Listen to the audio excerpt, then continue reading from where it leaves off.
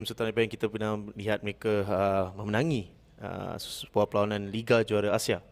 Menunjukkan bahawa padang permainan surface yang begitu baik dan keyakinan mereka apabila bermain di Stadium Sultan Ibrahim yang baru kerana mereka baru berhijrah daripada Lakin, tapi mereka sudah menyelesaikan diri dengan cepat. So bagi saya kesebelasan yang diturunkan boleh katakan hampir sama dengan apa yang diturunkan ketika menentang Pahang, dan 32 minit yang baik. Tapi mungkin selepas itu menjadi sedikit masalah, di mana Bok Jamil Mora mengatakan ada sedikit dilakukan dalam padang latihan untuk memastikan 2 gol yang dibolosi ketika Pahang diperbaiki. Dan ini reaksi daripada ketua pasukan JDT, Aida Zafwan. Lepas perlawanan menentang Pahang, apa yang dilakukan dalam latihan?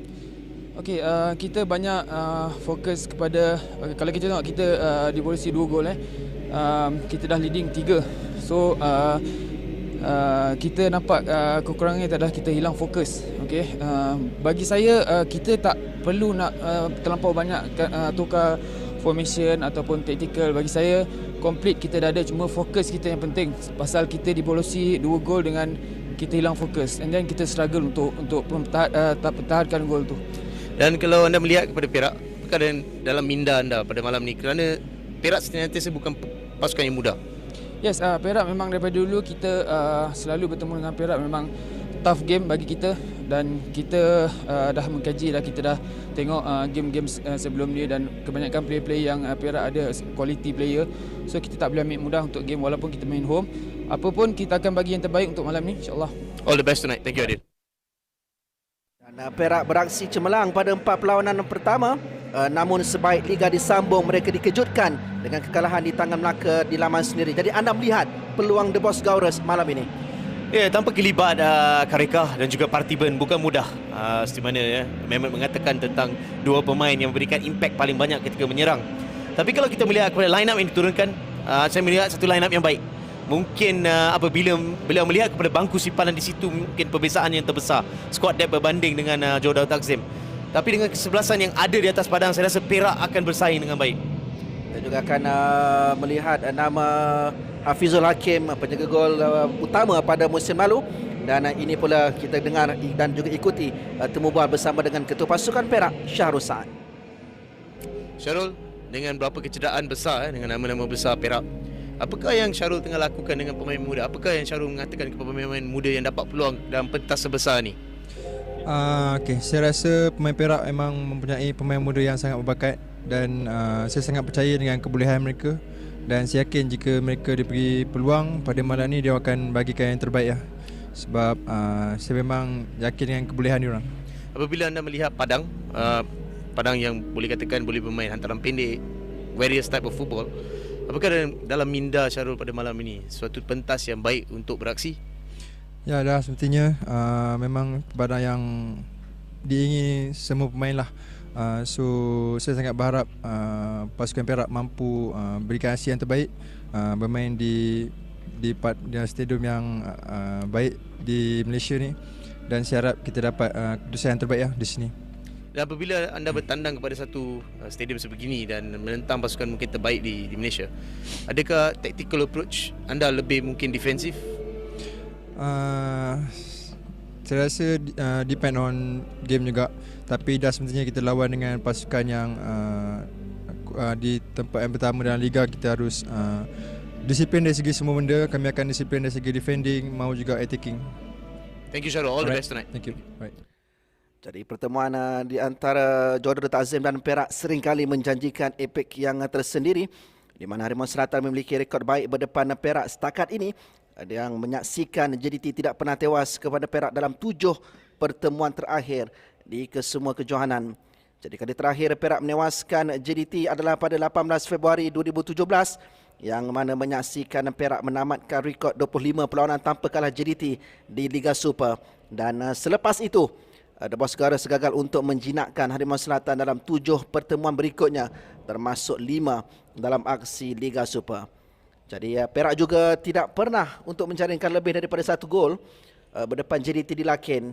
Apakah mungkin mereka mampu untuk mengubah nasib buruk itu di Stadium Sultan Ibrahim kali ini? Segala-galanya akan terjawab malam ini untuk aksi perlawanan yang ke-6 bagi saingan CIMB Liga Super Malaysia 2020. Pertembungan di antara dua pasukan yang berada di tangga teratas, JDT dengan Perak yang berada di kedudukan yang ketiga.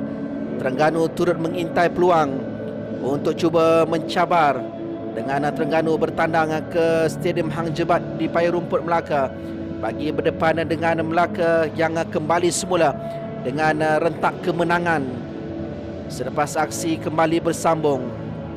Jadi semakin menarik untuk melihat pasukan-pasukan yang kian serius dalam perjalanan yang pendek sebenarnya untuk saingan Liga Super bagi musim 2020 ini. Sedikit kesilapan akan mengubah nasib pasukan. Jadi kemenangan menjadi sasaran di antara Johor Darul Takzim dan juga Perak. Dua pasukan yang memiliki sejarah yang tersendiri di pentas bola sepak tempatan.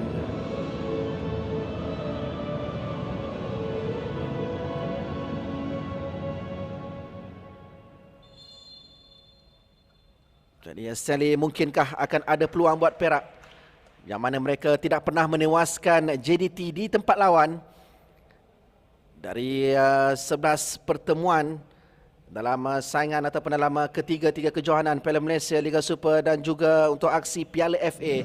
11 pertemuan, 10 menjadi milik Harimau Selatan. Rekod tu menunjukkan betapa kuatnya JDT apabila bermain di rumah. Dan saya melihat mungkin apa yang perlu dilakukan adalah kepercayaan terhadap back tengah. Apabila Golek dan juga Syarul Saad akan memainkan peranan terbesar, kita mengetahui, kita mungkin menjangkakan juga penguasaan akan lebih kepada JDT. Dan apabila itu berlaku, nampaknya banyak serangan yang akan cuba dilakukan melalui boleh katakan hantaran-hantaran kecil, 1-2, third man running. Dan sudah tentu banyak akan dipersoalkan oleh JDT kepada dua back tengah. So bagi saya melihat di situ adalah kepimpinan terbesar dan leaders di atas padang untuk Perak. Jika mereka boleh menyaingi apa yang dilontarkan oleh JDT pada malam ni, mungkin 30 minit pertama tanpa dibolosi, mereka boleh bermula dengan keyakinan yang lebih tinggi. Kedua-dua pengendali tidak melakukan banyak rombakan dengan menyaksikan Benjamin Mora kembali meletakkan Aidil Zafwan dalam kesebasan utama dan tugas selaku ketua pasukan turut digalas oleh Aidil. Sementara bagi Perak pula, Nazirul Naim akan turun dalam kesebasan utama buat kali yang pertama untuk Perak bagi musim ini. Nazmi Nasaruddin pengadil perlawanan yang kembali diberikan tanggungjawab untuk mengadili aksi Liga Super selepas beliau tidak bertugas pada minggu yang kelima. Ini adalah perlawanan yang ketiga bagi Nazmi musim ini. Akan dibantu oleh Muhammad Zairul Khaliltan selaku penolong pengadil pertama dan juga Noji Anak Naking sebagai penolong pengadil yang kedua. Dua jaringan dari Diogo untuk musim 2020, kedua-duanya hadir di pentas Liga Super. Kali terakhir beliau menemui sentuhan jaringan adalah sewaktu aksi menewaskan PDRM di Stadium Bola Sepak Kuala Lumpur dengan kemenangan 1-0. Segalanya sudah pun bersiap sedia untuk menantikan sepak bola. Pertembungan di antara Harimau Selatan dan juga The Boscaurus. Firdaus Sayadi, dua bantuan jaringan. Hari ini beliau akan membantu Gilam di Paula di bahagian serangan.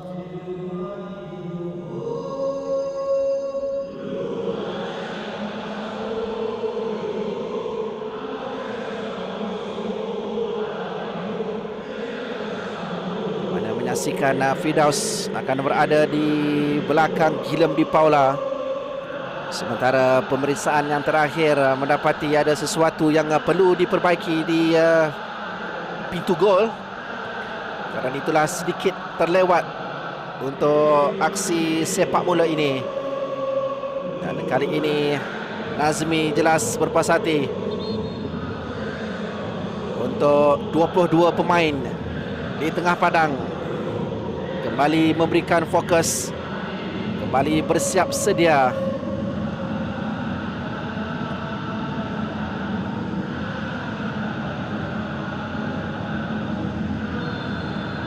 Perak mahu kembali di landasan kemenangan selepas kecewa minggu lalu melakukan sepak bola separuh masa yang pertama JDT memburu kemenangan kelima musim ini. Untuk mereka terus mengukuhkan kedudukan. Serangan awal cuba diatur oleh Perak dari sebelah kanan menerusi Syarif Fikri.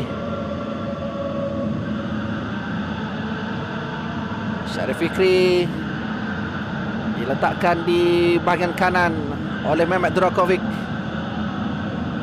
Nacho Insa sentuhan awal buat JDT. 35 saat untuk JDT mendapatkan sepakan percuma. Kunalan terus mengekalkan kedudukannya dalam kesebasan utama selepas diturunkan sewaktu berdepan dengan Pahang pada minggu lalu. Nacho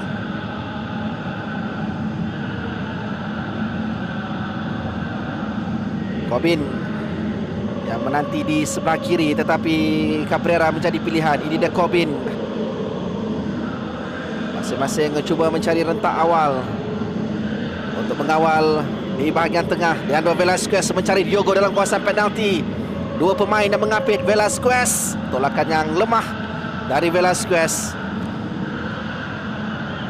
Anda sudah melihat pertukaran posisi agak baik dilakukan oleh Cabrera dan juga Leandro.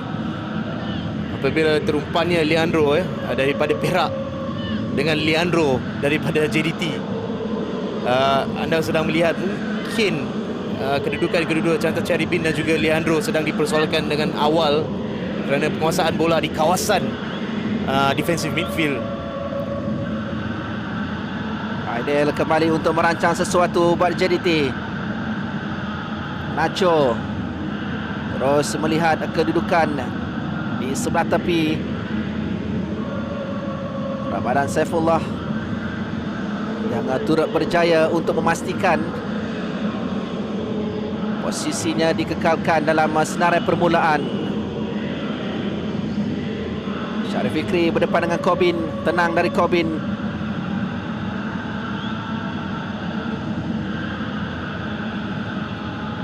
Agak menarik juga Stanley apabila melihat kelibat Nazirul Naim di bahagian sayap kiri Perak. Nampaknya dengan ketiadaan Parthiban, ketiadaan Kareka, pertimbangan perlu dilakukan. Dan perkiraan memang daripada latihan, daripada apa yang dia melihat, beliau mungkin mahukan Rafiuddin lebih di back kiri, dan juga mungkin kebolehan teknikal Nazirul Naim mempunyai visi dan jika mempunyai ruang dengan kaki kiri, beliau boleh mencari final pass. Mungkin dengan kebolehan beliau untuk bermain di dua posisi, maupun back kiri dan back ataupun wing kiri, akan memainkan peranan yang besar pada malam ini dengan skuad yang nipis oleh Perak. Kali ini bijak untuk Guillem Di Paula mendapatkan sepakan percuma. Dua jaringan dari Guillem Di Paula. Kedua-duanya hadir pada aksi minggu yang pertama berdepan dengan Terengganu. Ada halangan yang dilakukan di situ oleh Mauricio. Satu hantaran tinggi untuk Di Paula. Syarif Fikri mencuba terus. Masing-masing memulakan rentak permainan dengan positif.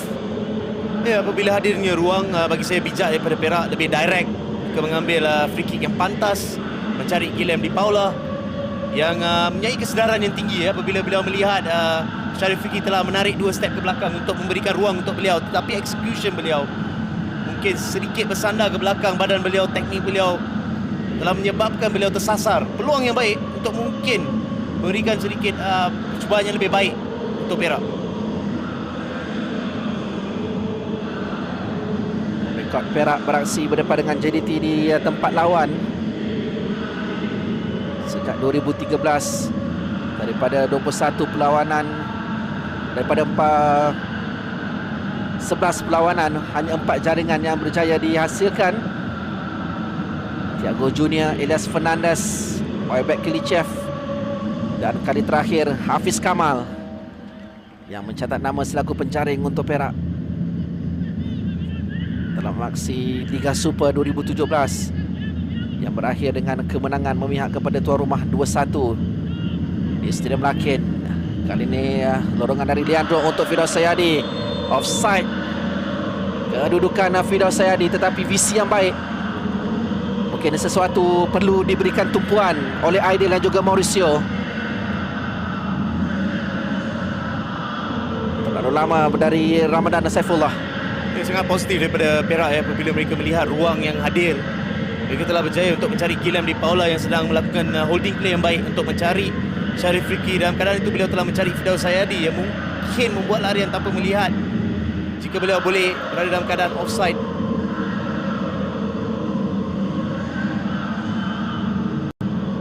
Thierry Bin kan gol pertama untuk pasukan bahaya, sewaktu membantu Perak menewaskan Petaling Jaya City di Stadium Perak. Dorongan dari Mauricio, sedikit kuisan Diogo tak lepas. Perak kembali semula bergerak musim Anthony Golek. Di sini sentuhan dari Nazirul dapat dirampas Ramadan untuk memberikan semula penguasaan buat JDT. Masing-masing nampak bersabar untuk membina serangan menuju ke arah kawasan pintu gol lawan.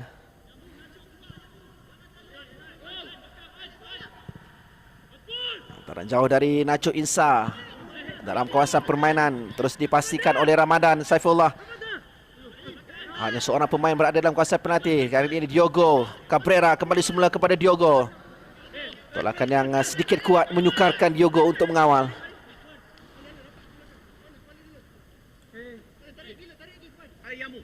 Permulaan kedua untuk Ramadan selepas dimulakan dalam kesebelasan utama ketika menentang Pahang, menjadikan gol, memberikan impak yang baik sebelum dikeluarkan dalam minit ke-60-65.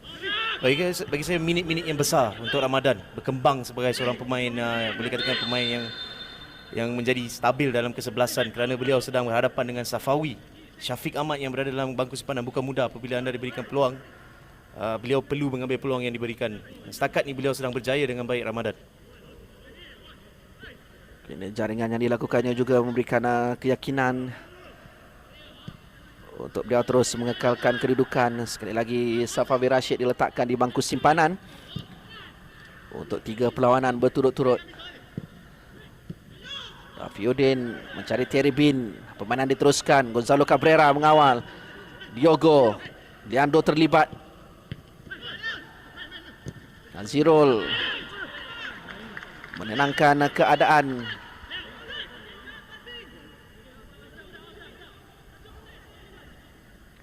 Nasrullah Aziz memastikan tugas selaku penjaga gol utama kekal menjadi milik beliau. 5 perlawanan, 1 clean sheet yang dapat dilakukan oleh Nasrullah.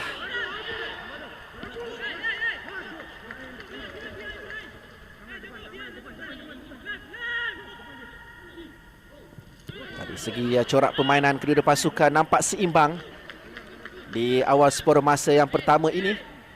Saya melihat ada perbezaan apabila ia seimbang, tapi kedua sedang menggunakan kelebihan mereka. Bila Perak tidak mahu membuat penguasaan di tengah, tidak membuat hantaran-hantaran kecil, mereka lebih mencari Guillem Di Paula di hadapan di attacking third dan cuba membuat third man running. Berapa kali kita melihat Firdaus Sayadi berada dalam keadaan offside tetapi pelarian yang agak baik.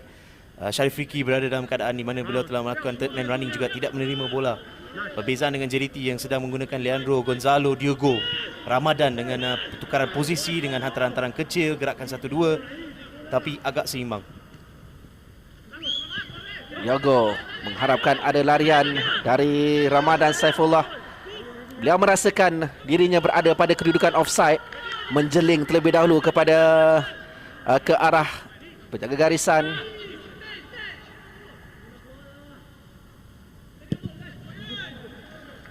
Nasrullah terus melakukan hantaran ke atas. Leandro. Pertembungan 2 Leandro di bahagian tengah. Leandro Santos mendapatkan sepakan percuma selepas dikasari Leandro Velasquez.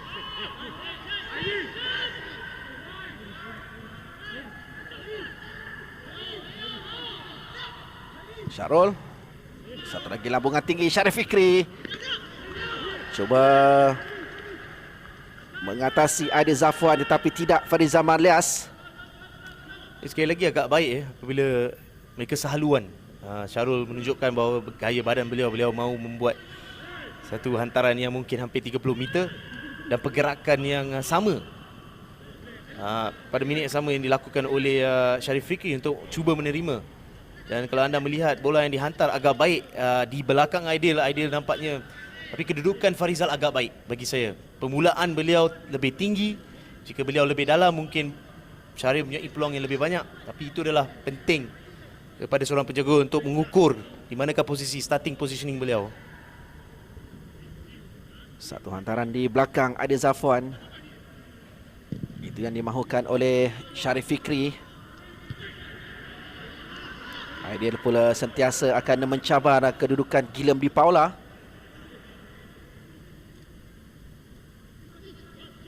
Kembali semula beraksi dalam kesebelasan utama untuk Aidil selepas Fadisas yang lebih banyak digandingkan bersama dengan Mauricio Nascimento musim ini.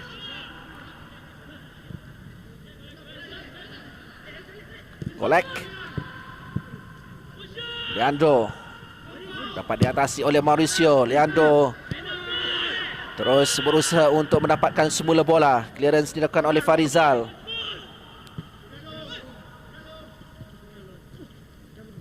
Rafiq, Askunalan, Diego Santo. Satu tackle bersih tetapi tidak kekal lama dari Nazirul untuk mempertahankan kawalan dan juga penguasaan buat Perak. Itu menjadi antara elemen terpenting apabila anda menentang JDT. Kalau kita melihat dalam 32 minit ketika menentang Pahang, Pahang kalah dari segi fizikal. Segala battle-battle yang kecil, segala perbalahan yang boleh katakan 50-50 dimenangi oleh JDT. Dan anda melihat scoreline 3-0 dalam 32 minit sebelum Pahang kembali untuk menjaringkan 2 gol lagi. Tapi kalau anda melihat apa yang mungkin dikatakan seimbang di sini, Perak sedang cuba untuk menyaingi kekuatan fizikal, perbalahan 50-50. Dan itu adalah penting. Tidak dibenarkan tindakan daripada Nacho Insa. Pertembungan di bahagian tengah menyaksikan sebaik saja JDT memasuki kawasan Perak. Di situlah tekanan yang pantas dilakukan sama ada Musi Cantabin, Leandro maupun Nazirul Naim. Ya, komunikasi sekali lagi akan datang daripada Syarul Saad dan Golek, kerana mereka boleh melihat. Jika mereka boleh sehaluan komunikasi yang baik dan halus dengan Leandro dan juga Chanta Charibin. Satu percubaan terus yang dilakukan oleh Guillem Di Paula. Dua percubaan dari Perak tidak menepati sasaran. Yang pertama dari Sharif Fikri, dan ini Stanley kita melihat gerak serta tindakan Di Paula. Sekali lagi anda melihat perbalahan kecil 50-50 yang sedang dilakukan oleh Guillem, terutamanya bila beliau menentang Aidil maupun Mauricio. Beliau sedang memenangi perbalahan itu. Guillem, kini beliau dijatuhkan pula. Nazmi memberikan amaran lisan kepada Leandro Velasquez. Tidak ada lagi amaran selepas ini. Itu yang diperkatakan oleh Nazmi. Ya, holding play ini dikatakan Guillem sedang membeli masa dengan beliau membuat larian mungkin parallel untuk mencari mungkin larian kiri maupun larian di hadapan beliau, dan beliau berjaya mendapatkan fall. Ini adalah berharga. Apabila mereka mendapatkan bola, mereka sedang cuba melakukan sebaik boleh untuk melakukan serangan, tapi juga membeli masa untuk pertahanan naik lebih ke atas. Bersiap sedia Farizal di pintu gol. Amirul Azhan yang mungkin akan melakukan sepakan. Satu percubaan yang sia-sia dari Amirul Azhan. Jelas tidak memberikan sebarang masalah kepada Farizal Marlias. Ya, rugi bagi saya apabila beliau membuat decision untuk melakukan percubaan, kerana kali terakhir mereka mendapatkan suatu tenangan percuma mungkin lebih kiri. Anda Sharif Fikri berjaya untuk dapat satu peluang daripada Guillem memenangi perbalahan di udara. Lebih baik beliau membuat decision yang lebih baik. Antara rendah dari Ramadan dapat dikeluarkan oleh Anthony Golek. Rafiq cari rakan untuk membantu. Terus saja kembali ke belakang. Mauricio. Perak mengekalkan disiplin mereka ketika bertahan. Satu hantaran tinggi. Kali ini ruang untuk JDT tetapi sudah put offside. Kedudukan Ramadan. Ya, sekali lagi walaupun beliau bergerak dengan awal, itu adalah baik kerana beliau sudah melihat mungkin kemungkinan besar bahawa Diogo akan menangi bola di udara. Tetapi jika beliau boleh mungkin mempunyai ketenangan sedikit untuk melihat kiri kanan jika beliau berada dalam keadaan onside atau offside, itu akan membuat perbezaan. Ramadan Saifullah, pemain berusia 20 tahun yang akan mengecap usia 20 tahun pada 9 Disember nanti. Dia beraksi cemerlang bersama dengan JDT 2 dan kemudiannya dinaikkan pangkat ketika berdepan dengan Pahang pada minggu lalu dan membalas kepercayaan itu dengan satu jaringan. Nasrullah mencari Syarif Fikri. Ini dia Syarif Fikri. Firdaus berada berhampiran. Firdaus Sayadi kembali semula untuk Syarif Fikri. Ruang buat Syarif Fikri melakukan sesuatu. Dua pemain mengepung, Mauricio dan juga Nacho Insa.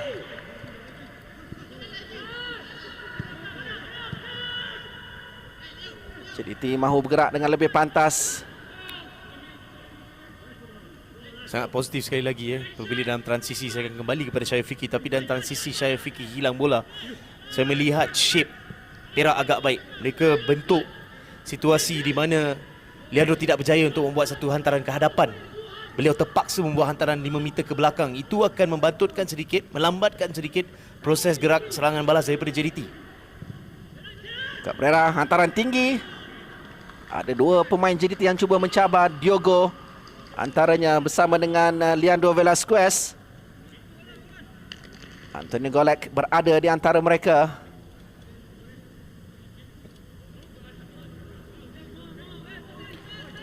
Cabrera kali ini mengejutkan dengan mungkin menghantar hantaran yang awal. Kebiasaannya kita akan melihat satu hantaran pendek, yang mana Leandro mungkin akan datang lebih dekat. Tapi mungkin apa yang dilakukan JDT adalah variasi. Berapa kali saya sudah melihat jika ada ruang untuk bermain lebih direct, mereka sedang melakukannya. Nampak Syarul Saad dengan Golek masih bersedia untuk menyaingi apa yang variasi yang ditunjukkan oleh JDT. Kemana diteruskan untuk JDT merancang sesuatu. Terry Bin mengasari Diogo.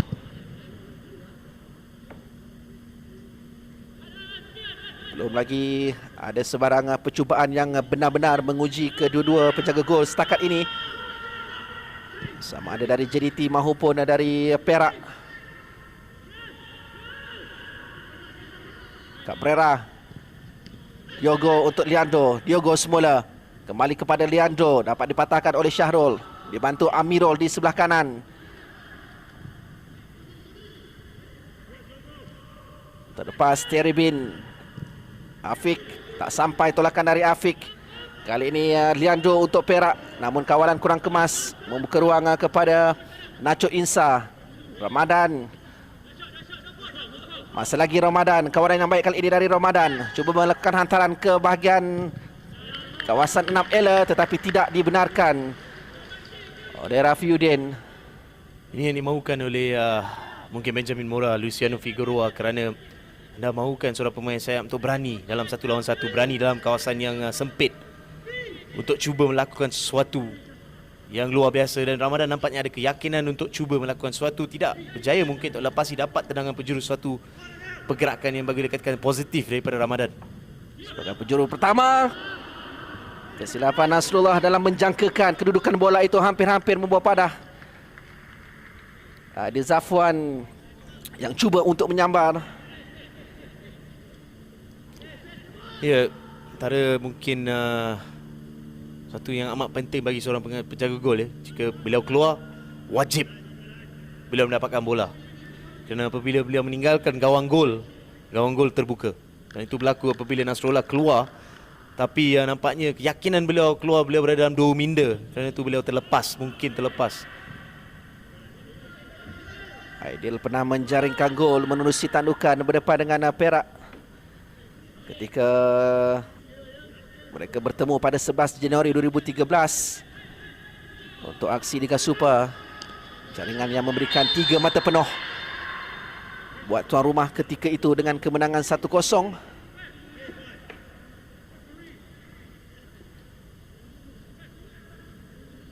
Sudah agak lama juga Stan kita tidak melihat Aidil mencatatkan nama selaku penjaring, kerana kali terakhir ianya hadir di pentas final Piala Malaysia.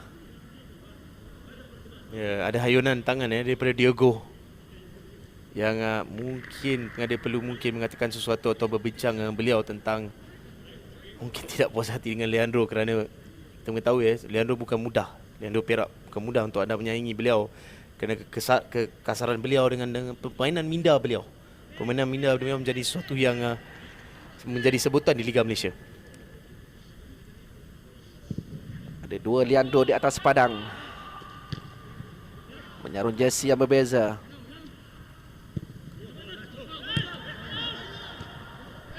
Kali tolakan yang baik melepaskan Rafiuddin. Rafiuddin berjaya masuk ke dalam kawasan penalti. Firdaus Sayadi yang menunggu hantaran ke tengah, tetapi tindakan penting yang dilakukan oleh Aidil menyelamatkan pintu gol JDT. Dan kini mereka berpeluang untuk melakukan serangan balas. Pantas dari Leandro Velasquez menukar arah serangan ke sebelah kiri. Menanti di seberang sana adalah Gonzalo Cabrera, menunggu rakan-rakan untuk naik ke atas. Cabrera meneruskan lariannya, tolakan yang tidak berjaya, tetapi satu percubaan terus cantik. Jaringan yang dilakukan oleh Afif Fazail yang melihat terlebih dahulu kedudukan Nasrullah Aziz sebelum melakukan lencongan, meletakkan JDT di depan, mendahului 1-0.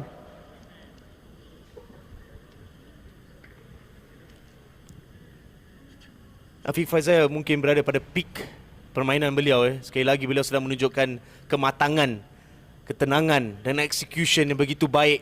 Tiada peluang untuk Nasrullah apabila bola gantung betul-betul di hadapan Afif Fazail. Selepas Golek berjaya untuk memastikan bola itu tidak melalui lebih dekat dengan kawasan gol, tapi apa yang dilakukan oleh Afif Fazail adalah kematangan.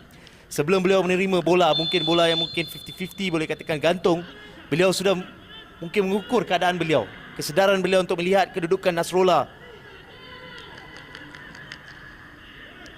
Percubaan tepat yang pertama letakkan JDT mendahului pada minit ke-22.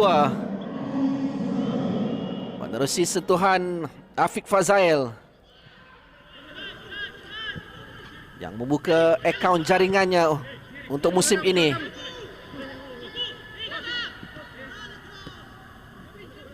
Itu akan memberikan lebih ruang kepada JDT untuk mereka merencana gerakan seterusnya. Cik Rebin terlepas dari Guillem Di Paula untuk Leandro Velasquez, Gonzalo Cabrera, Nacho. Leandro cuba untuk menghalang, dapat memperlahankan rentak dari Nacho Insa sebelum Lekobin meneruskannya. Velasquez, kekuatan kaki kiri yang dicari. Tackle bersih dari Amirul Azhan.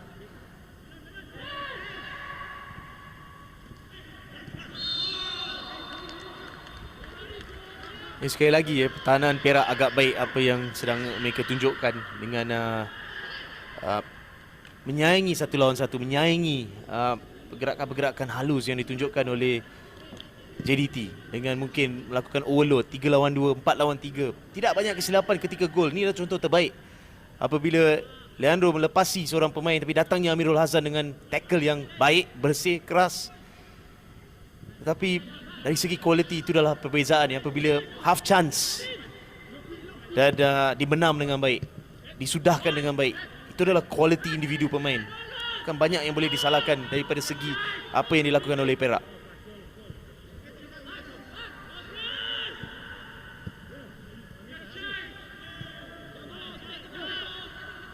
Velasquez,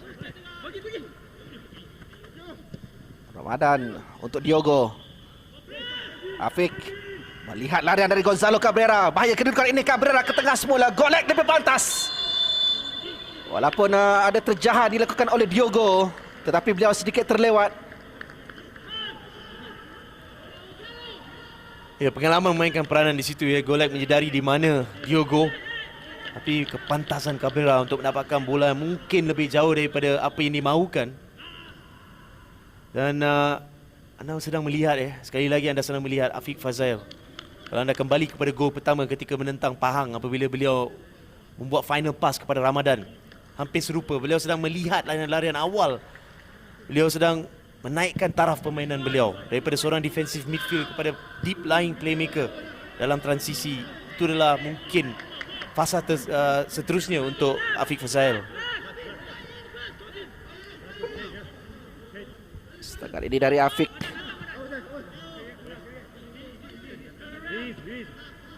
Jaringan yang memisahkan di antara JDT dan juga Perak. Terus memainkan peranan penting di bahagian tengah buat JDT. Syarif Fikri. Gagal dari Syarif Fikri. Masih lagi berusaha. Kobin. Juga tidak banyak larian dari Kobin Ong maupun S. Kunalan dalam membantu sama ada Ramadan ataupun Gonzalo Cabrera. Firas Sayadi, Kilam di Paula, Firdaus meneruskan hasrat Perak untuk melakukan asakan. Beliau dijatuhkan sepakat percuma pada kedudukan yang baik untuk Perak mencari jaringan penyamaan. Ya, kredit kepada Firdaus Sayadi kerana beliau tidak keluar daripada challenge yang hadir. Kadang apabila anda mungkin narik sedikit, referee tidak akan memberikan foul. Dan di sini bagi saya mungkin apa yang telah dilihat oleh pengadil adalah pertamanya start ideal tidak kena, keduanya apabila Corbin 50-50. Dan kredit perlu diberikan kepada Firdaus kerana beliau masuk memastikan beliau menyaingi apa yang dilontarkan oleh Corbin untuk mendapatkan tendangan percuma dalam keadaan yang begitu baik. Deandro Santos, Chantabin antara yang mampu untuk melakukan sesuatu pada kedudukan ini.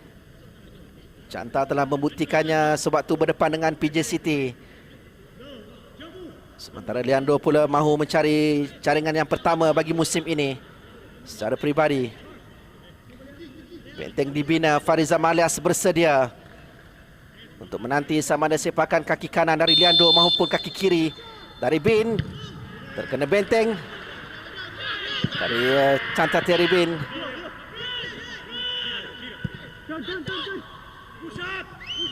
Afiq.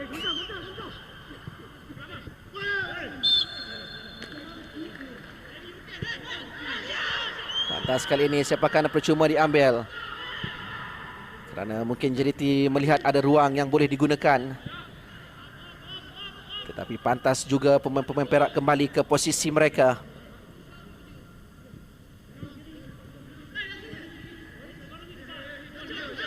Mauricio.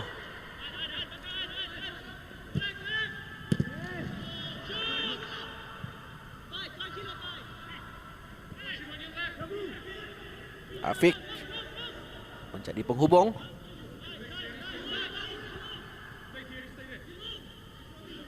Semakin tenang corak permainan dari Afiq Fazail untuk mengemudi bahagian enjin bagi JDT. Kobin. Clearance dari Syahrul. Syarif Fikri.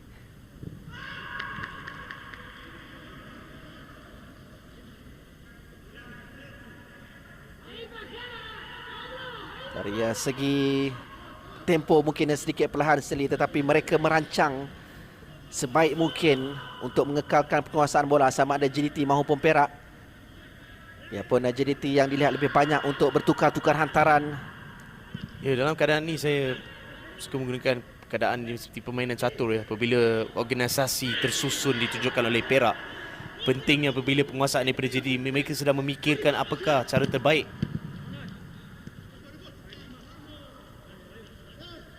untuk memastikan mereka boleh memecahkan, melebarkan, mencari ruang di pertahanan Perak. Mudah kali ini Perak memberikan penguasaan kepada JDT. Percubaan terus. Ada sentuhan pada pengamatan Nazmi untuk JDT mendapatkan sepakan penjuru yang kedua. Hasil usaha yang digerakkan oleh Gonzalo Cabrera.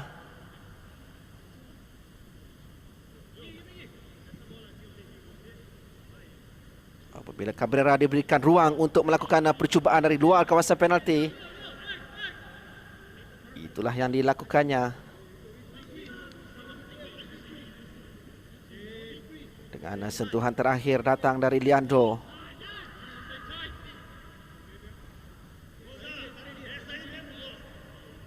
Ideal antara sasaran yang menjadi buruan Cabrera. Begitu juga dengan Nacho. Satu hantaran tinggi dapat ditangani dengan baik menerusi bantuan yang diberikan oleh Syarif Fikri. Fariza Marlias mahu rakan-rakan kembali semula ke kedudukan yang terbaik.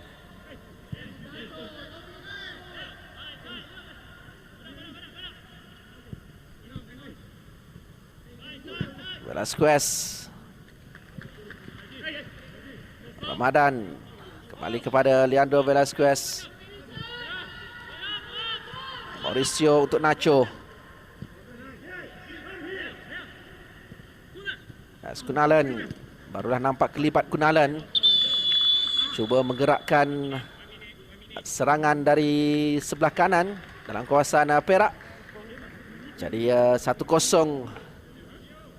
sebelum mereka berhenti seketika menerusi jaringan Afiq Fazail yang menewaskan Nasrullah Aziz pada minit ke-22.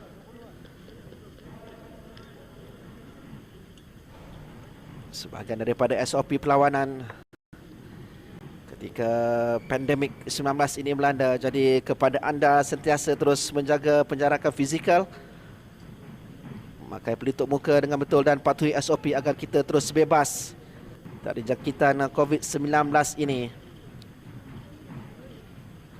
Pelitup muka yang sebenarnya diperlukan sebenarnya di tempat awam, terutamanya di tempat orang ramai, untuk melindungi diri sendiri dan juga orang lain.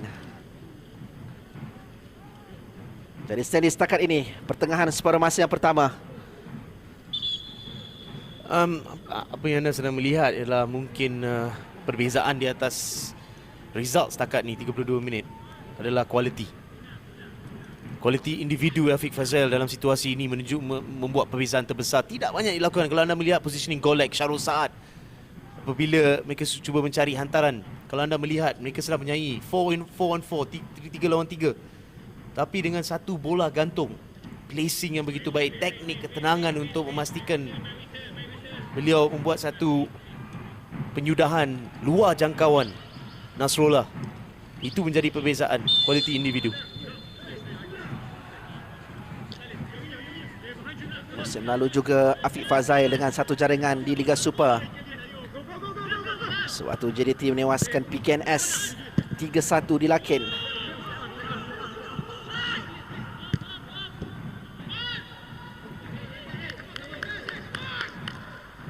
Ahmed Rokovic masih lagi tenang di bahagian teknikal.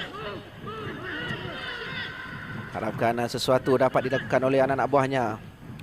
Gilam Di Paula turun sedikit ke bawah untuk cuba melepasi Nacho Insa. Tidak tepat lorongan kepada Fidaus. Leandro, Syarif Fikri.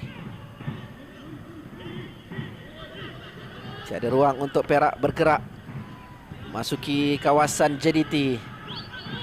Dan kini dapat dirampas semula.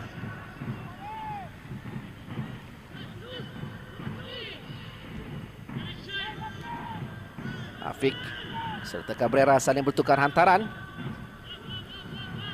Kobin.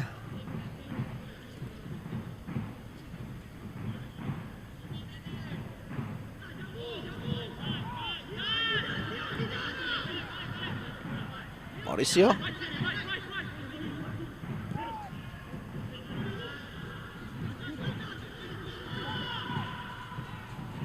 Syarif Fikri.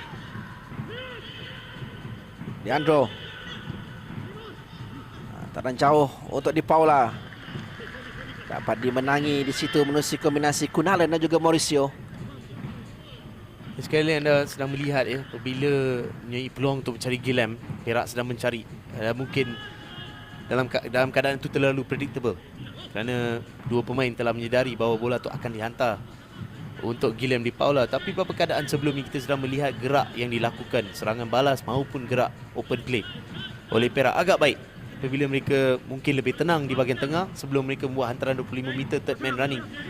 Tetapi dalam 5-10 minit sebelum ini kita sedang melihat mungkin kestabilan pertahanan yang ditunjukkan oleh JDT sedang mungkin mempersoalkan jika Perak punya variasi yang berbeza untuk menyerang. Diogo. Hantaran Diogo untuk Cabrera. Kali ini Leandro Velasquez. Cabrera semula. Cabrera! Kombinasi di antara Gonzalo Cabrera dan juga Leandro Velasquez memastikan JDT menggandakan jaringan untuk mendahului 2-0. Sekali lagi, kualiti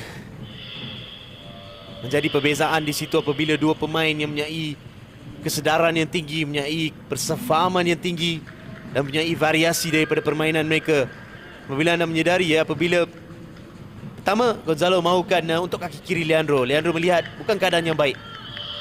Tidak mengapa, saya akan kembalikan bola ni kepada Gonzalo Cabrera. Dalam keadaan mungkin bola menyatakan sesuatu kepada Cabrera bahawa beliau boleh membuat turning dan mempunyai ruang di kanan Nasrullah, dan itu berlaku. Kerana ramai pemain dalam keadaan ini apabila beliau mendapat bola sebaik di mana Leandro mendapat, mungkin akan cuba membuat satu placing. Tapi tidak berlaku. Leandro kembalikan bola kepada Cabrera. Cabrera melakukan satu penyudahan yang baik.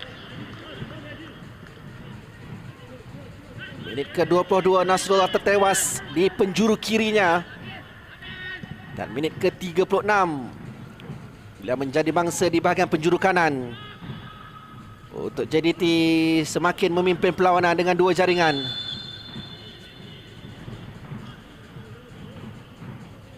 Mungkin selepas ini Perak perlu tampil lebih agresif bagi sekurang-kurangnya mendapatkan satu gol sebelum berakhirnya babak yang pertama. Ya, apa yang mungkin mereka boleh mengambil daripada Pahang jika mereka telah menonton perlawanan itu adalah tidak putus asa. Kerana selagi anda mempunyai masa dalam sebuah perlawanan bola sepak, anda boleh mendapatkan sesuatu. Satu gol akan membuat perubahan, keyakinan, dan tidak banyak salah dilakukan setakat ini oleh Perak. Tapi sekali lagi kembali ke perbezaan beberapa pemain yang berkualiti tinggi. Juga hampir-hampir di sini dari Gonzalo Cabrera.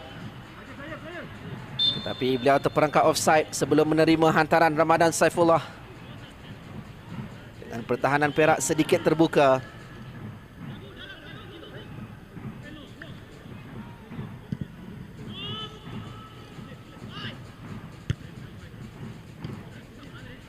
Depan dengan Perak menyaksikan Cabrera turut beberapa kali mencatat nama selaku penjaring di Liga Super ini.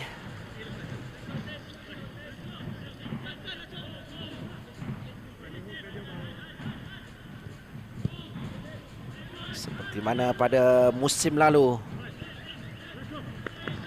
jaringan Cabrera memastikan JDT menang 1-0.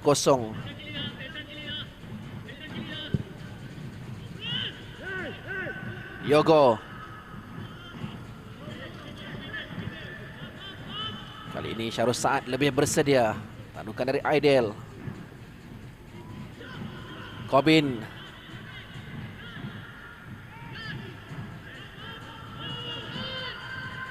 Leandro Velasquez untuk Nacho Insa.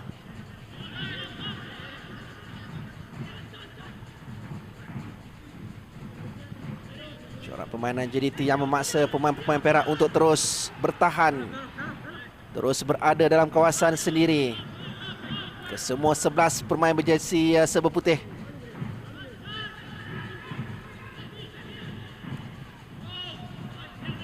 Yang kini dipaksa untuk terus berkampung. Hanya melihat pemain-pemain JDT saling bertukar hantaran. Aksi diteruskan dengan Eskunalan. Hantaran ke dalam kawasan penalti terlalu tinggi untuk Cabrera. Firdaus Sayadi juga terpaksa turun ke bawah untuk mencari bola. Leandro, lepas dari Leandro Velasquez. Dorongan untuk Guillem Di Paula, diawasi oleh Mauricio. Di Paula melihat rakan-rakan yang lain, Syarif Fikri agak jauh, ditenangkan oleh Aidil.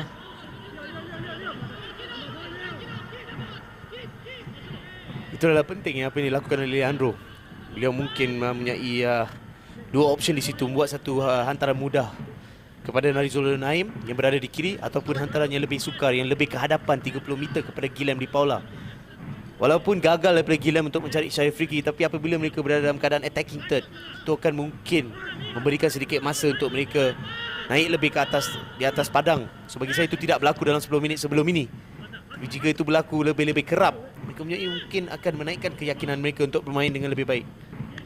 Cubaan dari Diogo.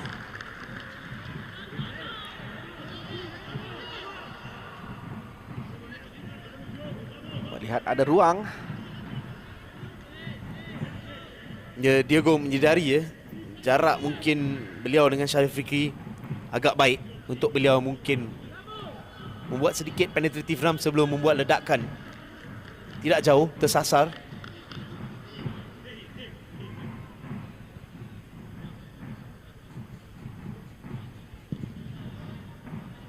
Minit yang terakhir di separuh masa yang pertama. Tidak termasuk tambahan masa yang akan diberikan oleh Nazmi Nasaruddin. JDT nampak selesa untuk mereka memimpin aksi di babak yang pertama ini dengan 2 jaringan. Afiq Fazail, begitu juga dengan Gonzalo Cabrera.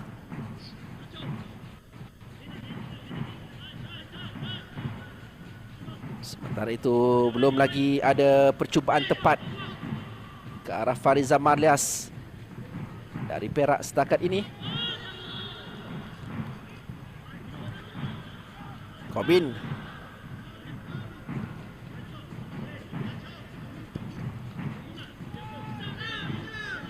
Nacho Insa. Ramadan Saifullah. Kali ini Afiq. Ada tarikan dilakukan oleh Diogo ke atas Rafiuddin. Mungkin sedikit kecewa selepas sentuhan pertamanya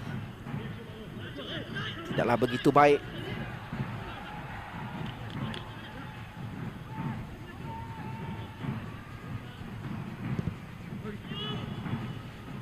Antara terus dari Golek. Kawalan dilakukan Guillem Di Paula. Leandro Guillem semula. Tackle Leandro Velasquez.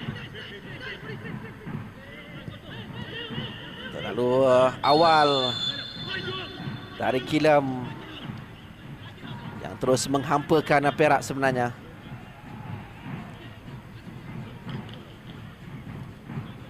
Cantabin belum lagi bersiap sedia. Aidil. Corbin. Velasquez untuk Nacho. Mauricio mengawal, meminta rakan-rakan untuk tampil lebih dekat.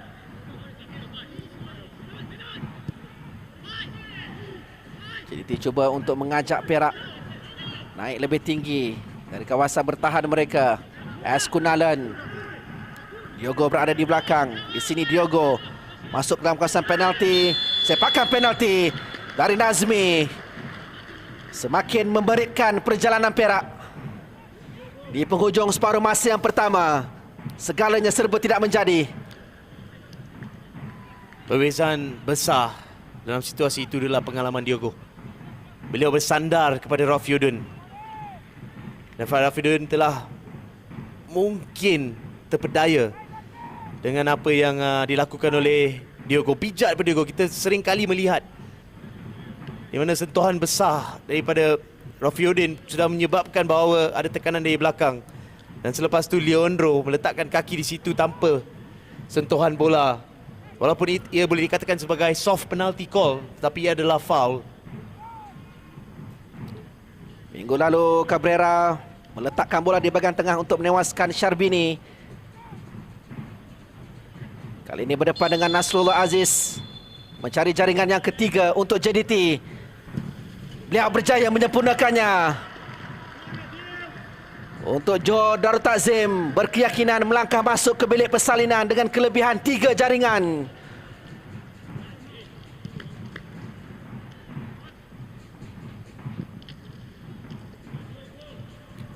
Ya, konsistensi daripada JDT sekali lagi kecapi apabila mereka menjaringkan 3 gol dalam separuh masa pertama.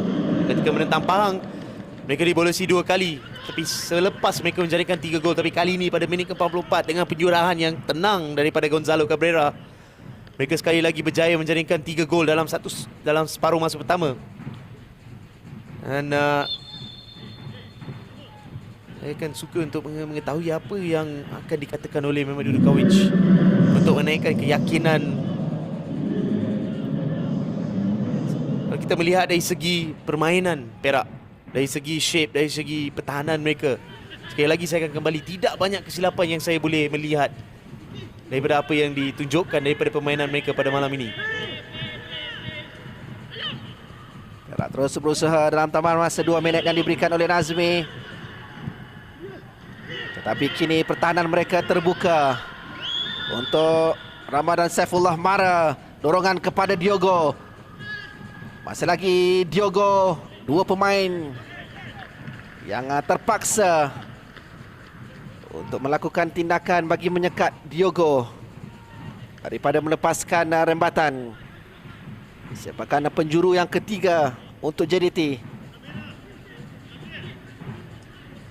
Ketiga-tiganya dari sebelah kiri pintu gol Perak.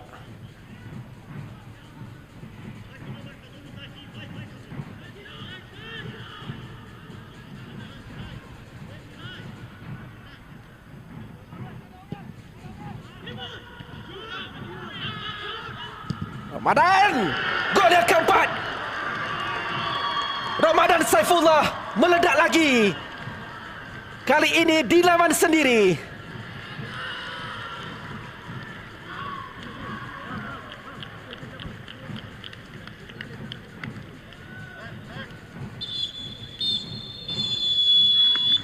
Ya, mungkin apa yang diminta oleh Gilem daripada Nasrullah adalah di manakah beliau berada ketika ledakan yang dilakukan oleh Ramadan. Kedudukan beliau, sekali lagi saya tidak melihat apa yang dilakukan oleh Nasrullah yang keluar tidak mendapat bola. Teknik yang baik daripada Ramadan, on target, tapi Nasrullah sudah berada di atas, rebah di atas tanah. Jadi kesudahan di separuh masa yang pertama menyaksikan penguasaan penuh tuan rumah Jodor Takzim menerusi jaringan Afif Fazail, 2 gol Gonzalo Cabrera dan juga Ramadan Saifullah untuk menjadikan kedudukan di Stadium Sultan Ibrahim. Jodor Takzim 4, Perak 0. Yang mungkin akan dapat memperkuatkan di bahagian tengah Hazwan Bakri, Akia Rashid, Nazmi Faiz, antara pemain yang boleh memberikan variasi yang berbeza. Begitu juga dengan Syafiq Ahmad dan sudah tentulah Safawi Rashid. Ya, bagi saya, apabila anda menyatakan tentang bangku simpanan, saya tidak tahu mana nak bermula. Di manakah pemain yang boleh saya nyatakan dahulu. Tapi sudah tentu kita melihat ya, Safawi akan diturunkan dalam masa yang terdekat di separuh masa kedua, mahu menggantikan Ramadan maupun Gonzalo Cabrera.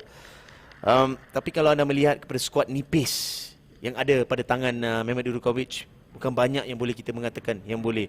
Di mana saya mengatakan kata pre-show, perbezaan terbesar adalah di separuh masa kedua. Apabila JDT dengan sedang mendahului 4 akan menurunkan pemain yang keluar, pemain yang masuk punya equality mungkin lebih baik ke kadang ataupun sama. Dan perbezaan Mehmet adalah apabila beliau membuat penggantian pemain, beliau akan menurunkan pemain-pemain muda. Hampir 5 pemain muda diturunkan dalam bangku simpanan Mehmet Dudukovic. Berdasarkan statistik, terutamanya dari segi pertahanan untuk Perak, hanya melepaskan 1 gol di separuh masa yang kedua sepanjang 5 pertemuan ataupun 5 perlawanan yang lalu. Jadi mungkin mereka boleh mensandarkan kepada harapan itu agar tidak dibolosi lagi sambil berusaha untuk cuba mendapatkan jaringan. Separuh masa yang kedua dimulakan dengan Jodor Takzim pada kedudukan yang selesa, berkelebihan dengan 4 jaringan, 2 daripada Gonzalo Cabrera, 1 menerusi Afif Fazail dan 1 dari Ramadan Saifullah. Tidak ada sebarang pertukaran yang dilakukan oleh Benjamin Mora maupun Mehmet Dudukovic di awal separuh masa yang kedua ini. 3 peluang pertukaran pemain Mereka dibenarkan untuk melakukan 5 pergantian.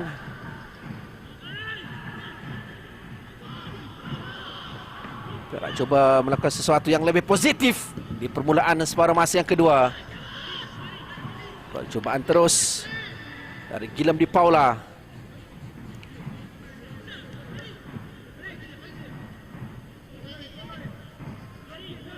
Mereka hanya memerlukan sesuatu dari segi jaringan maupun satu serangan yang boleh katakan percubaan yang lebih tepat ke arah gol untuk mungkin menaikkan keyakinan mereka.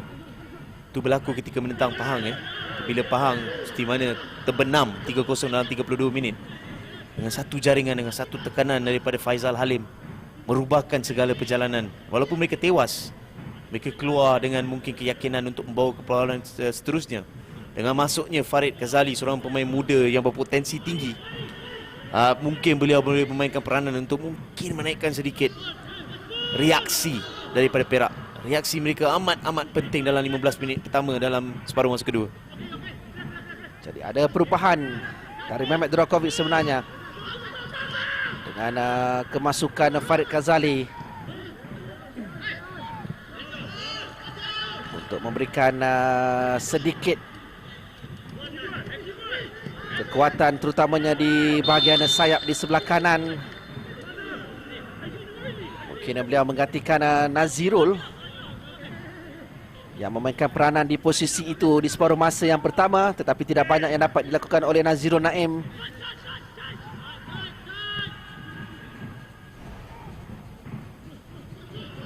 Jadi Farid Ghazali menjadi pilihan untuk Mehmet. Di pengesahannya dengan Nazirul Naim dibawa keluar. Di permulaan separuh masa yang kedua, itu menolak Syarif Fikri ke sebelah kiri. Sementara Farid Ghazali akan bergerak di bahagian kanan dalam memberikan bantuan kepada Di Paula maupun Firdaus Sayadi. Kali ini tekanan lebih awal mahu dilakukan oleh Perak. Kobin cuba melepasi kawalan Emre Azhan. Hantaran ke tengah, peluang untuk Diogo, dapat ditepis. Masih lagi peluang yang kedua, tetapi terlalu tinggi dari Leandro Velasquez.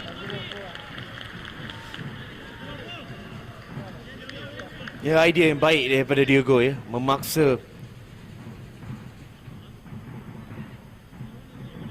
penjaga gol berusaha apabila beliau cuba melihat placing yang mungkin beliau mahukan lebih jauh. Mungkin, tapi tidak. Masih mengusahakan penjaga gol Perak dalam situasi di mana beliau mempunyai begitu banyak ruang, mungkin Golek perlu lebih dekat kerana beliau memberikan situasi itu kepada Diogo.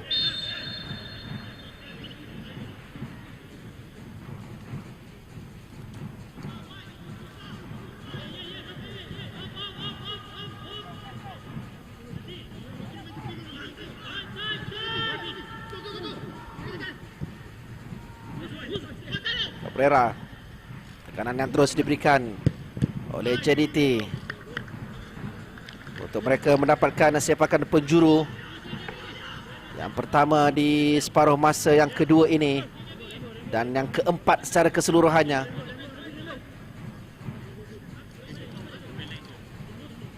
Sekali lagi kita menyaksikan tindakan dari Diogo yang sentiasa akan mencuba memberikan masalah kepada barisan pertahanan Perak.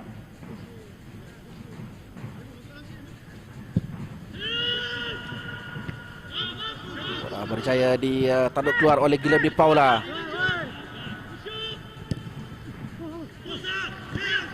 Tidak offside kedudukan Leandro Velasquez. Antara kawasan penalti hanya melintasi di hadapan pintu gol Perak. Ketika ianya sudah pun terbuka, gagal disempurnakan, gagal disudahkan oleh Diogo. Kredit besar perlu diberikan kepada Golek. Beliau tidak berputus asa. Anda sudah mengetahui Leandro apabila beliau memandang ke atas, beliau sudah mengukur apa yang mahu dilakukan. Sentuhan Nasrullah memainkan peranan yang besar kerana mungkin deflection beliau tidak terkena kepada apa yang mahu dilakukan oleh Diogo. Tapi Golek telah melakukan peranan yang besar untuk memastikan beliau walaupun tidak mendapat sentuhan, walaupun tidak menyaingi larian, tapi beliau membayangi penglihatan Diogo dalam keadaan itu untuk memastikan gol kelima tidak jadi. Jadi dia sedikit pun tidak mengendurkan tekanan mereka. Memulakan aksi di separuh masa yang kedua ini dengan dua percubaan yang sudah pun dapat dilakukan. Dua peluang yang sudah dapat dicipta. Ianya terjadi sejurus selepas Perak mencuba menerusi Guillem Di Paula. Kemudiannya kita dapat melihat tempo yang dipertingkatkan oleh JDT dari segi hantaran dan juga pergerakan mereka lebih pantas. Di sini Diogo melepasi dua pemain. Kembali semula untuk Diogo. Hantaran dari Diogo terlalu kuat kepada Ramadan Saifullah. Tetapi sudah beberapa kali mereka mengintai memasuki kawasan penalti Perak di separuh masa yang kedua ini. Dan mereka sedang mencari Diogo. Mereka sedang mengatakan kepada Diogo untuk menjaringkan gol. Mereka sedang melakukan sebaik boleh untuk memberikan situasi yang baik untuk Diogo menjaringkan gol. Dan kalau anda melihat, Diogo telah meningkatkan mungkin positional play beliau lebih dekat dengan kawasan gol. Ramadan tenang tindakan Amirul. Tetapi ia sudah dapat dilihat oleh Kobin. Leandro Velasquez kepada Nacho. Kobin. Cabrera dikasari. Terjahan keras dari Chantal Teribin. Ya, mungkin sedikit kekecewaan, frustration, dan boleh katakan satu terjahan yang keras ya daripada melihat kaki kanan Gonzalo Cabrera daripada belakang.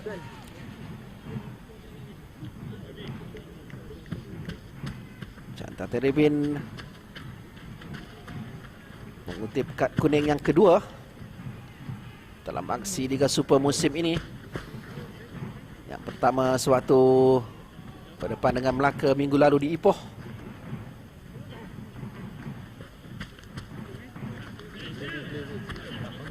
Siap sedia untuk JDT. Tolakan pendek dari Nacho Insa. Leandro Velasquez. Satu labungan tinggi.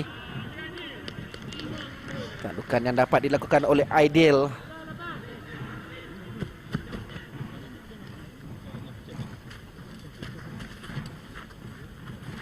Di sini saya melihat variasi ya. Apabila mereka membuat perkiraan, mereka tidak baliknya. Leandro, 3 pemain sedang menunggu hantaran beliau melakukan hantaran. Beliau mempermudahkan permainan dalam situasi di mana mereka boleh mempermudahkan permainan. Bola sudah pun keluar dari kawasan permainan. Untuk mengembalikan semula penguasaan kepada JDT.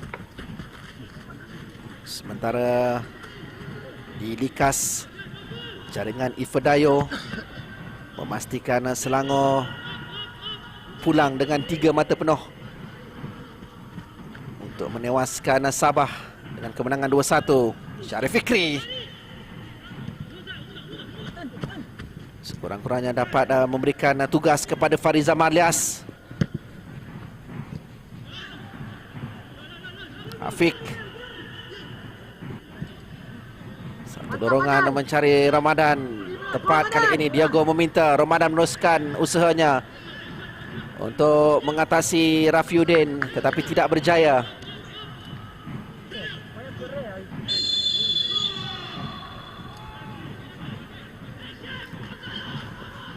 Perbezaan yang kecil di situ Nacho melakukan professional foul untuk melambatkan apa yang mahu dilakukan oleh Syarif Fikri. Kerana beliau melihat keadaan mungkin situasi 4 lawan 5 ataupun 4 lawan 4. Farid Ghazali kembali semula kepada Farid. Gagal dari Farid. Dapat dirampas oleh Gonzalo. Kali ini Nacho. Leandro Velasquez berburu pantas. Diogo sudah pun berada pada kedudukan offside.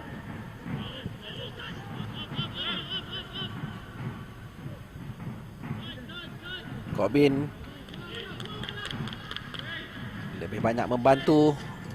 Ada ruang untuk Corbin melakukan overlapping di sebelah kiri. Di separuh masa yang kedua ini, jika nak dibandingkan dengan aksi di babak yang pertama. Cheribin, Rafiuddin, Cheribin, Fido Sayadi, tak lepas dari Nacho Insa. Gonzalo Cabrera, satu hantaran jauh yang dikejar oleh Diogo. Pertemuan di antara Syarul Saad dan juga Nasrullah Aziz. Clearance dari Amirul Azhan dalam kawasan permainan.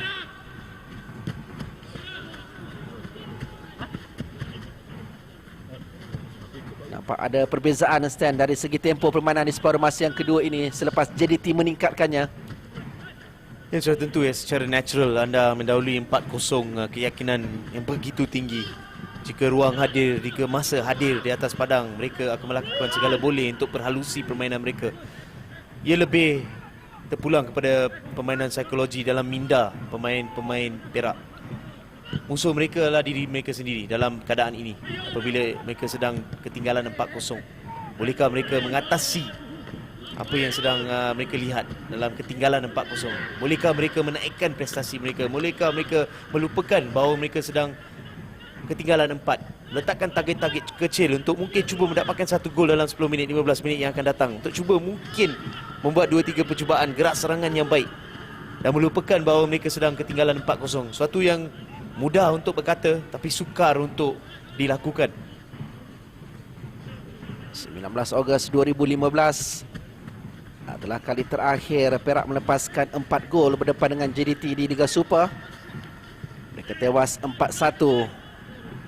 Menerusi jaringan Luciano Figueroa, Nazrin Nawi, Canturu dan juga Syafiq Rahim.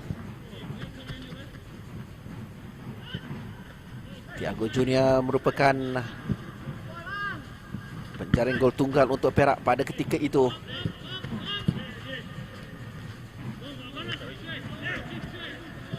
Ando Velasquez, Afiq,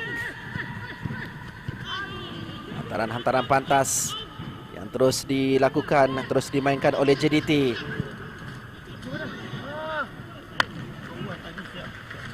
Kita perhatikan kali ini Sally mereka melepaskan bola dengan lebih awal. Ya, mereka telah memperhalusi kesefahaman mereka lebih tinggi, pergerakan dan kelajuan yang dilakukan, tempo permainan yang lebih tinggi, kelajuan permainan jauh lebih baik daripada apa yang kita melihat di separuh masa pertama. Tapi yang peliknya masih dengan itu mereka sedang mendahului dan telah menjaringkan 4 gol. Mungkin apa yang kredit perlu dilakukan, yang perlu diberikan kepada Perak juga. Mereka sedang sekali lagi menunjukkan satu prestasi yang agak baik dari segi pertahanan. Kerana mereka sedang menyaingi lawan-lawan seperti mana anda melihat perbalahan kecil di udara. 50-50 masih dicabar, masih diberikan yang terbaik. Mereka masih tidak berputus asa untuk cuba menyaingi larian dan permainan yang dilontarkan oleh JDT. Tapi kesukaran adalah apabila mereka mempunyai penguasaan bola. Kesukaran adalah bolehkah mereka mempersoalkan pertahanan JDT? Bolehkah mereka boleh melakukan serangan-serangan yang cukup untuk menggusarkan JDT, sekurang-kurangnya mendapatkan 1 gol dahulu. Satu percubaan tepat setakat ini dari Perak hadir melalui Syarif Fikri. Sekali lagi Syarif mencuba, namun kini ianya jelas gagal memberikan masalah kepada Fariza Malias. Mungkin menyedari sukar untuk menghampiri kawasan penalti. Percubaan dari luar adalah pilihan yang ada. Kita menyaksikan ada 3 percubaan sebegini dilakukan oleh Perak. 2 melalui Syarif Fikri, 1 daripada Guillem de Paula. Ya, kalau anda melihat mungkin secara lebih detail dalam 25 minit pertama, anda telah melihat percubaan Syarif Fikri yang seperti mana anda mengatakan, set up daripada Guillem de Paula. Beberapa larian Fidaw Sayadi mungkin offside, ada yang onside, tapi beberapa pergerakan yang begitu positif, reaksi daripada gerak serangan balas yang baik. Tapi dalam situasi itu bijak daripada JDT dalam gerak serangan balas mereka, dalam reaksi mereka, transisi daripada pertahanan ke serangan telah mengakibatkan mereka menjaringkan gol. Okay, lagi kelas tersendiri apabila anda melihat seorang pemain asal Johor, Afiq Fazail, menjaringkan gol yang melakukan perbezaan terbesar dalam 4 gol. Dan seperti mana kita sedang melihat ya, apabila dipatahkan oleh Golek, tapi kelas, kualiti untuk memastikan mereka menjaringkan gol pertama. Begitu juga dengan jaringan yang kedua, hanya sedikit ruang yang diberikan. Dan kali ini Gonzalo Cabrera pula yang mengambil tanggungjawab itu sebelum beliau menyempurnakan sepakan penalti pada minit ke-45. Dan kemudiannya muncul nama Ramadan Saifullah untuk jaringan yang keempat. Dan kedudukan itu kekal untuk tempoh 1 jam aksi di antara kedua pasukan.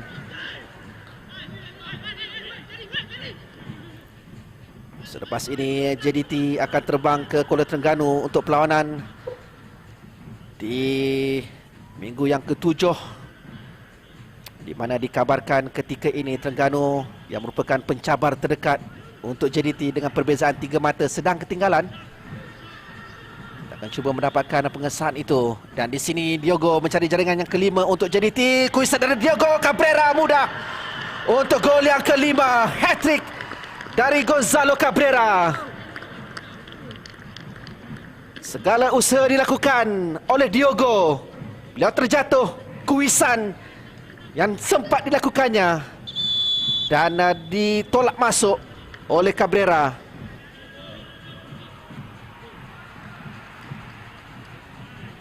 Dia mudah untuk Gonzalo Cabrera ya apabila bola gantung betul-betul di gawang yang kosong.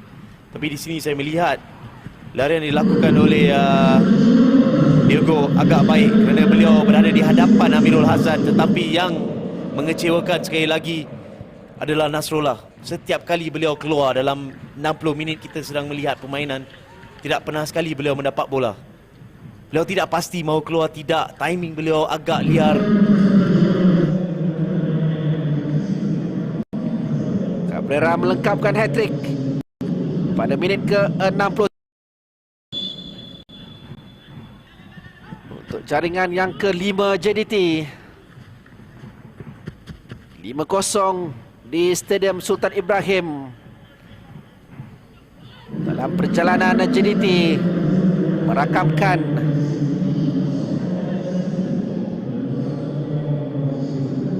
kemenangan yang ke-5 mereka di pentas Liga Super ini.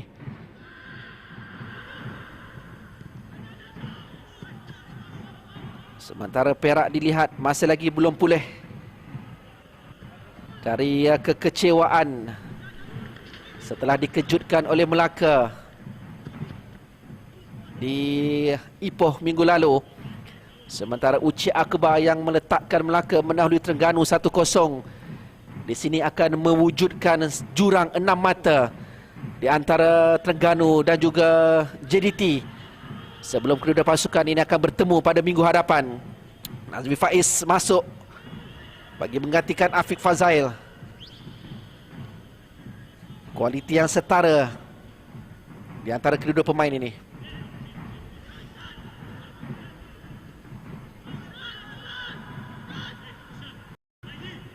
Itu juga dengan Safawi Rashid yang dibawa masuk untuk mengambil tempat Ramadan Saifullah.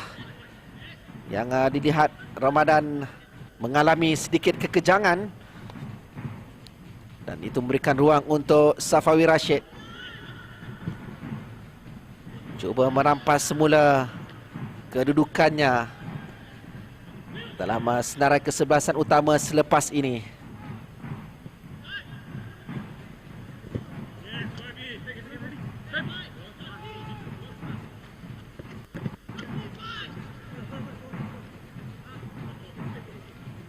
Jadi ini akan menyaksikan Stanley memperlihatkan Benjamin Mora berpeluang untuk merehatkan pemain-pemain pentingnya sebelum terbang ke Kuala Terengganu nanti. Ya, tapi dari segi pemain ya Izwan, mereka tidak mahu direhatkan selepas 5,5 bulan tidak bermain bola. Bagi mereka, mereka mahu bermain setiap saat dan minit yang diberikan setelah begitu lama merehat. Di Paula. Berjaya dapat dihalang di situ oleh Corbin Ong. Gonzalo Cabrera ditekan dua pemain, masih lagi dalam kawalan JDT. Nacho Insa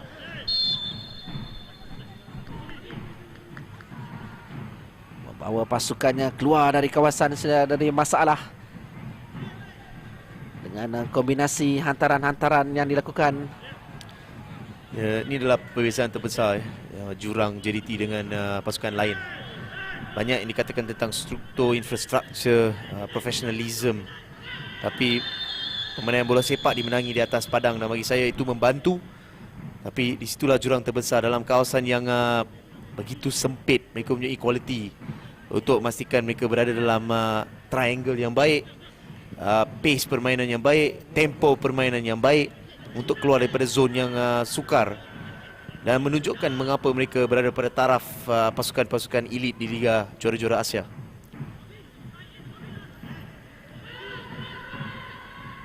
Selepas melengkapkan aksi di Liga Super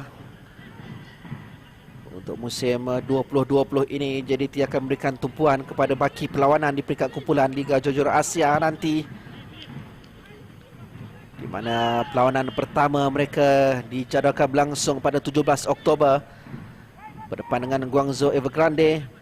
Kemudiannya akan bertemu Samsung Blue Wings, Vissel Kobe dan juga kembali semula akan berdepan dengan Evergrande.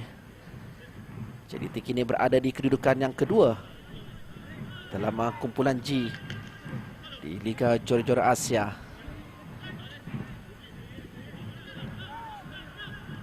Diogo, pemain yang sentiasa akan terus berusaha untuk mendapatkan bola. Nampaknya ada pertukaran yang dilakukan. Perlu diingatkan kepada penonton, 5 pertukaran boleh dilakukan dalam 3 peluang. Dan mungkin pertukaran yang seperti mana anda mengatakan walaupun pemain tidak mahu direhatkan, tapi Mora akan cuba memastikan pemain yang paling penting keluar tanpa kecederaan, keluar tanpa apa-apa peluang untuk mendapat kecederaan. Kerana itu pertukaran akan dilakukan dan peluang untuk bermain. Jadi hat-trick yang dilakukan oleh Gonzalo Cabrera. Beliau dibawa keluar untuk tempatnya akan digantikan oleh Akhil Rashid, sementara Syamir Kuti seperti yang dijangkakan dibawa masuk untuk menggantikan Nacho Insa.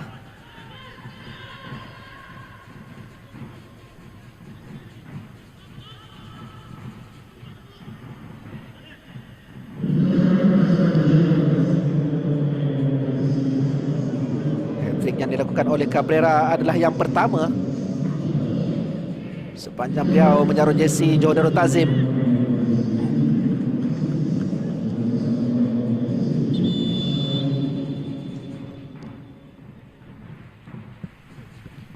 Jadi Akia diturunkan lebih awal kali ini. Berbaki kira-kira 20 minit yang terakhir.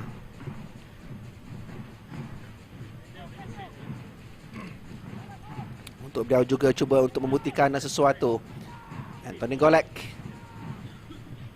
yang dibawa keluar mungkin disebabkan kecederaan Sandy. Jadi memangsa itu berlaku dengan Idris Ahmad dibawa masuk.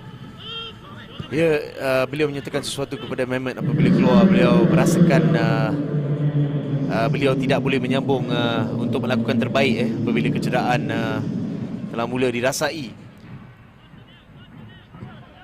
Dan kadang-kadang ialah seperti mana saya mengatakan permainan psikologi. Jika anda seorang back tengah, seorang penjaga gol, anda dibolosi 5 kali dengan baki 21 minit permainan dalam keadaan menentang pasukan terkuat di Malaysia. Ia adalah permainan minda. Ia adalah permainan di mana jika anda menyai segalanya untuk menyambung untuk 21 minit baki perlawanan.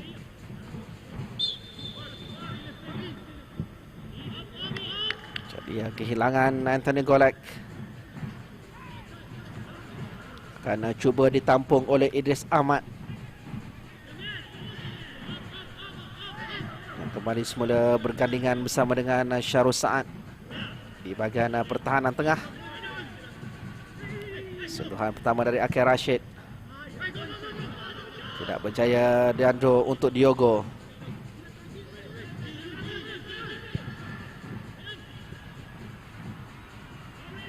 Safawi. Syamir Kuti.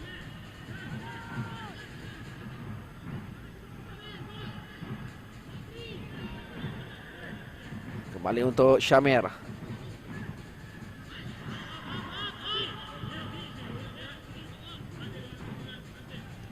Aidil.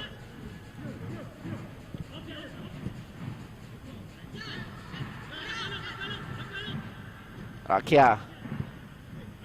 Tulakan ke sebelah kiri. Kobin menunggu. Rakia semula melihat kedudukan Safawi.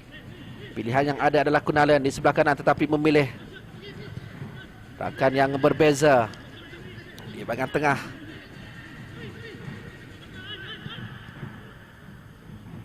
Nazmi terlepas.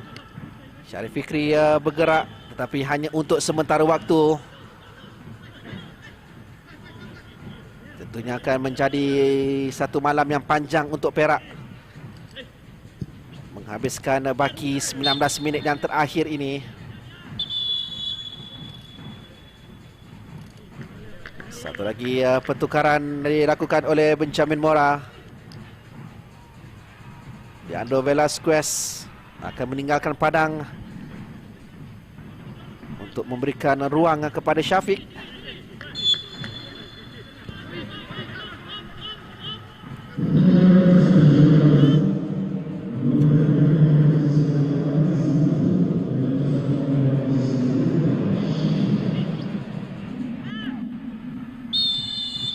Syafiq Ahmad akan bergandingan bersama dengan Nazmi, begitu juga Syamil Kuti. Ya, pertukaran yang lebih ofensif ya. Mereka senang mendahului 5-0, tidak ada sebab. Mereka mahu defensif, mereka mahu menekan lebih, mereka mahu melakukan lebih banyak serangan. Dengan kemasukan Nazmi dan Syafiq, akan ada lebih banyak larian daripada Syafiq seperti mana anda sedang melihat.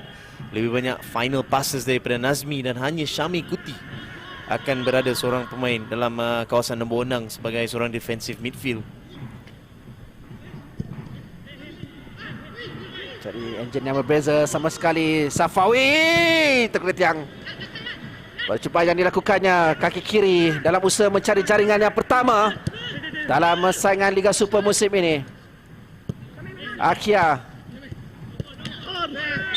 Ada rempuhan dari Fidas Sayadi ke atas Akia Rashid. Pantas sepakat percuma diambil, dibenarkan oleh Nazmi. Syamil Kuti. Diogo.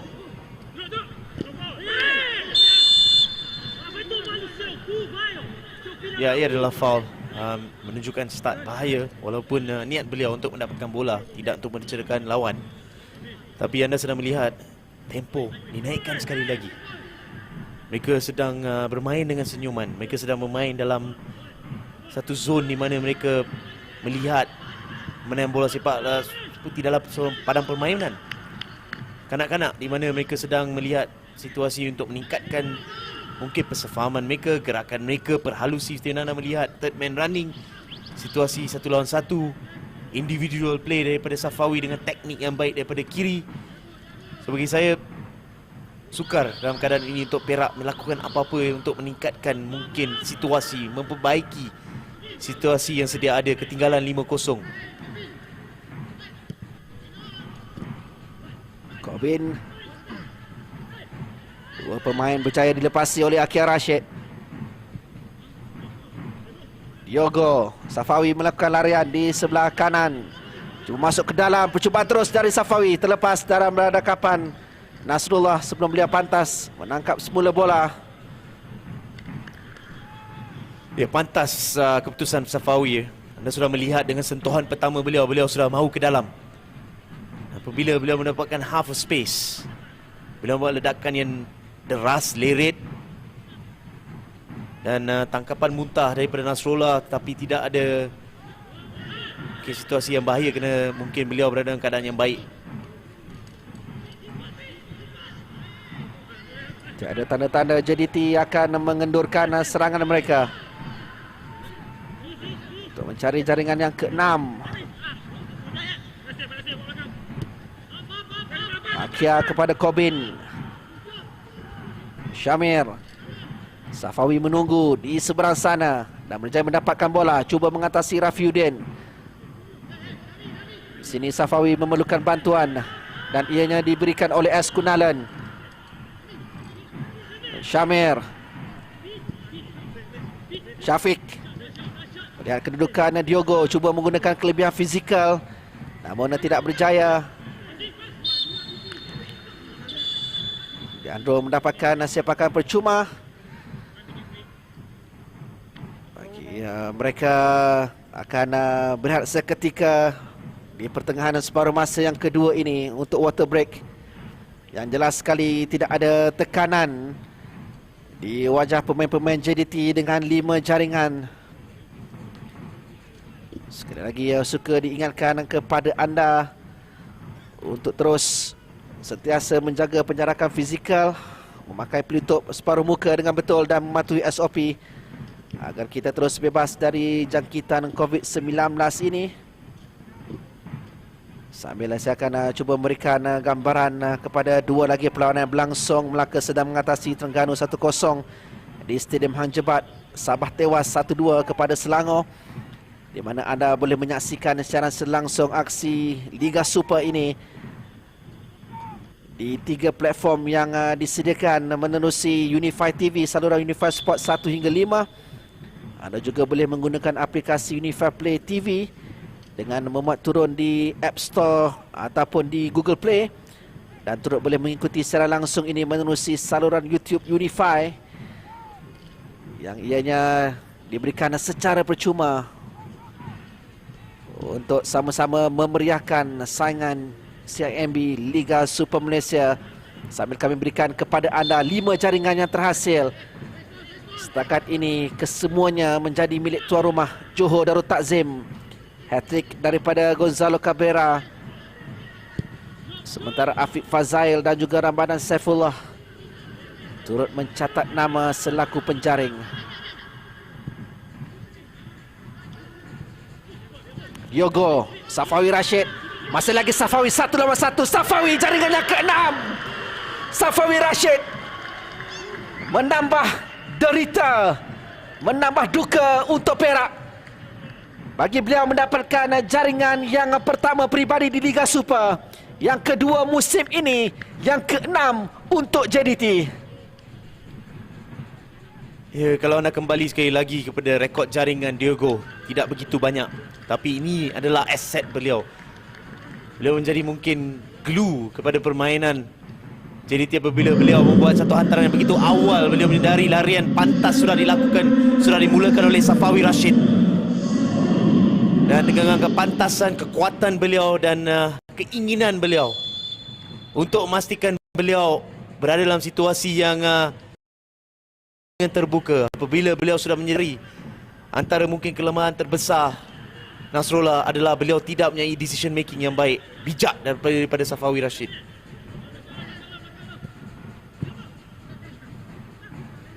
Enam gol di Stadium Sultan Ibrahim. Dalam perjalanan JDT mencari kemenangan yang ke-5 mereka untuk terus membuka jurang bagi meninggalkan pencabar terdekat Terengganu yang kini sedang ketinggalan di Stadium Hang Jebat. Keadaannya bukan mudah untuk kehilangan Hafizul Hakim yang baru kembali daripada kecederaan, meletakkan seorang penjaga gol yang masih tidak sedia, boleh dikatakan tidak bersedia pada peringkat elit, pada peringkat Super League. Anda boleh melihat daripada prestasi malam ni, beliau diletakkan dalam situasi yang begitu sukar kerana skuad yang nipis. 10 minit yang berbaki.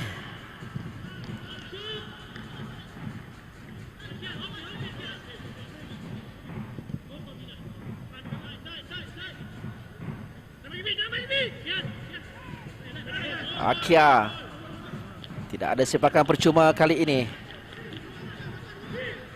Firdaus Sayadi juga gagal melepaskan Syarif Fikri. Dan kini ada ruang yang boleh digunakan oleh JDT. Corbin. Masih lagi Corbin, lepaskan kepada Akia. 3 pemain yang menunggu. Cabaran yang baik dilakukan oleh Amirul Azhan. Cuba dibantu di situ oleh Farid Ghazali. Kemasukannya tidak banyak, memberikan dan juga merubah corak serangan bagi Perak yang senantiasa ditekan di sepanjang separuh masa yang kedua ini. Biarpun pertukaran demi pertukaran dilakukan oleh JDT, mengubah hampir keseluruhan di bahagian tengah mereka, hanya meninggalkan Diogo yang kekal selaku pemain yang berada dalam senarai permulaan. Tetapi kemasukan Safawi, Nazmi, Syamir, Syafiq dan juga Akia tidak memberikan sebarang masalah untuk mereka terus bergerak, terus menekan. 5 pertukaran merupakan 5 pemain kebangsaan. Dan itu menunjukkan pertukaran yang mungkin boleh katakan samaan kualiti ataupun lebih. Dan anda sedang melihat tidak ada perubahan dari segi tempoh permainan, tidak ada perubahan dari segi apa yang mereka sedang mempersoalkan pertahanan Perak. Dan itu yang saya menyatakan di separuh masa kedua adalah perbezaan terbesar apabila JDT mula membuat pertukaran berbanding Perak. Yang membuat penukaran Farid Ghazali, saya masih tidak melihat impact. Tapi bukan salah beliau, kerana Perak sedang menghadapi sukaran yang mungkin lebih sukar untuk keluar daripada zon pertahanan. Kasaran dari Syamir Kuti. Sementara Mehmet akan melakukan satu lagi penggantian pemain.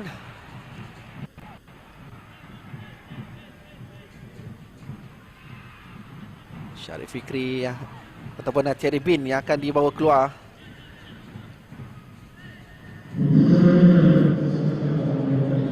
Dan membawa masuk K. Satya. Juga pemain yang lebih berorientasikan kepada bertahan. Jadi mungkin Mehmet tidak mahu pintu gol Perak terus dibolosi.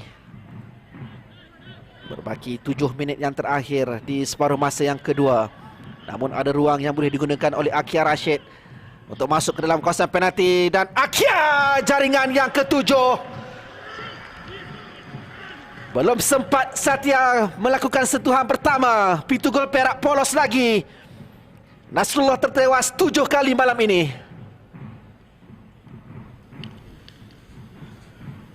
Apabila anda menatakan tentang pertukaran yang dilakukan, sayap kanan ditukar Safawi Rashid, mainkan peranan besar untuk jadikan gol ke-6.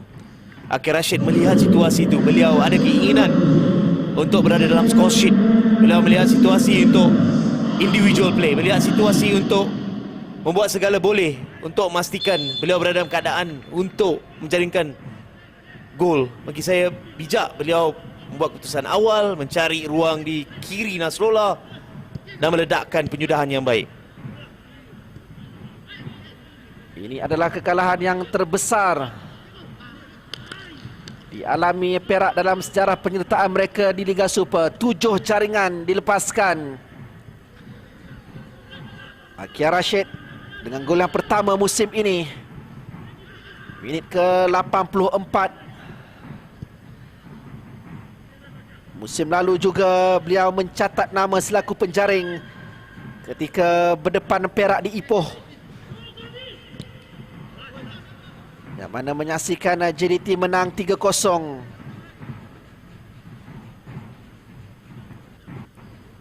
Tidak berdaya untuk Farid Ghazali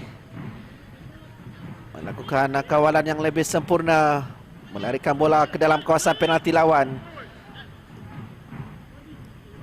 Pemain-pemain JDT seakan-akan berada di padang latihan tanpa sebarang tekanan.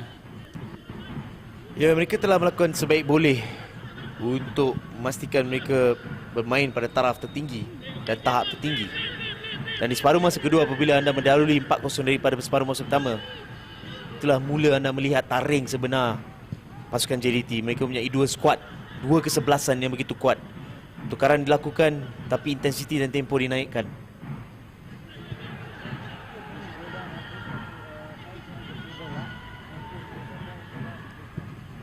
Dengan menyaksikan hanya 11 perlawanan musim ini, Stanley, JDT membuka jurang menerusi kelebihan mata mereka dan juga jurang dari segi perbezaan jaringan dalam misi untuk terus mempertahankan trofi Liga Super di bumi Johor Darul Takzim. Dia banyak yang boleh dikatakan, tapi selagi kita melihat keputusan di Hang Jebat kekal, di mana Terengganu masih ketinggalan 1-0, ini merupakan bukan sahaja 3 mata, tapi ia merupakan mungkin 6 mata dalam keadaan satu liga yang dipendekkan kerana COVID-19. So bagi saya, di mana mereka Mora mengatakan dalam selepas perlawanan menentang Pahang, apabila beliau berjaya untuk memastikan mereka menang 3-2 ketika menentang Pahang, ia bukan merupakan satu 3 mata, tapi apabila Perak tewas menentang Melaka, pencabar terdekat ia merupakan 6 mata. Sekali lagi ia akan berlaku, di mana jika Terengganu tidak mendapat 3 mata, pencabar terdekat ia merupakan 3 mata yang begitu besar, berganda 2, 6 mata di hadapan dengan baki 5 perlawanan, 5 match day selepas ini. Bukan sesuatu yang mudah untuk pasukan lain mencabar JDT. Dan selepas ini bagi Johor Darul Takzim, perjalanan mereka melengkapkan 5 perlawanan yang terakhir berdepan Terengganu, Selangor, PJ City, Sabah dan juga Melaka, di mana akan menyaksikan akan ada 2 perlawanan akan berlangsung di stadium ini, iaitu menentang Selangor dan juga Sabah. Sementara 3 aksi di tempat lawan bertemu Terengganu, PJ City dan juga Melaka nanti. Diogo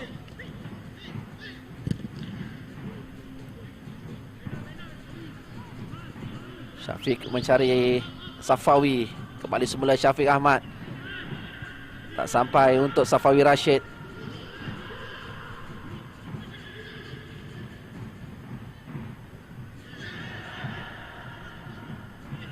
Kidam Di Paula juga tidak mampu untuk menyuntik sesuatu di bahagian serangan Perak.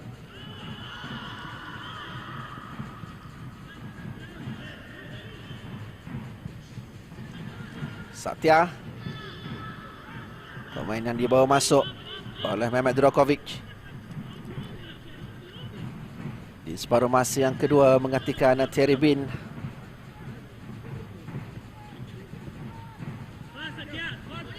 Akia, Kobin untuk Syamir Kuti.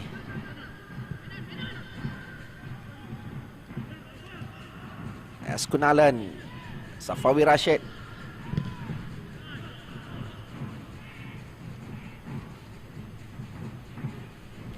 Menuju minit ke-90. JDT hanya menanti tiupan whistle untuk mereka mengesahkan kemenangan yang ke-5 di pentas Liga Super musim ini.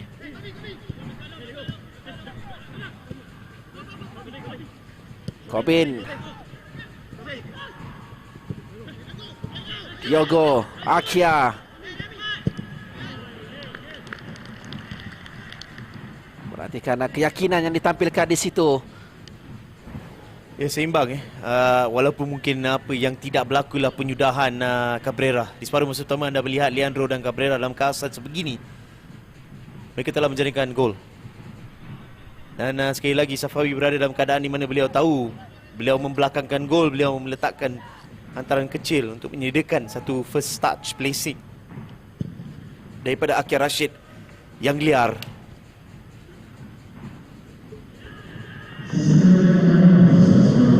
Keputusan ini juga akan mengancam kedudukan Perak dari tempat yang ketiga untuk mereka jatuh ke tangga yang ke-5